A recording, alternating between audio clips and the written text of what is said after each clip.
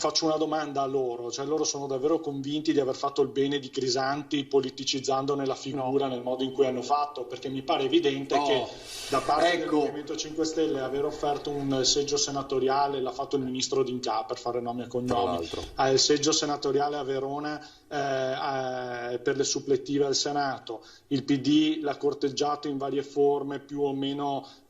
diciamo così pubbliche per un ruolo in regione, una candidatura in regione, ad un certo punto a Roma addirittura si era pensato, cioè è chiaro che così facendo non si fa il bene di Crisanti, si fa il male di Crisanti, che poi, lasciami concludere, ci ha messo del suo, perché comunque io sono, ma credo come molti spettatori di questo dibattito scientifico, abbastanza allucinato nel vedere eminenti scienziati di fama internazionale che provengono da Londra, come nel caso di Crisanti, che sono stati vicepresidenti della Società Europea di Virologia, come nel caso di Palù, ma molti altri anche a livello nazionale, che si scornano ogni giorno. In un momento come questo io credo che lasciano veramente la gente disorientata e con molte perplessità, al di là poi di quelle che sono Bisato di replica a questa, che secondo me è un nodo molto importante che ha toccato Marco Bonet. Io sono d'accordo, sta di fatto che in questo momento, quest'anno,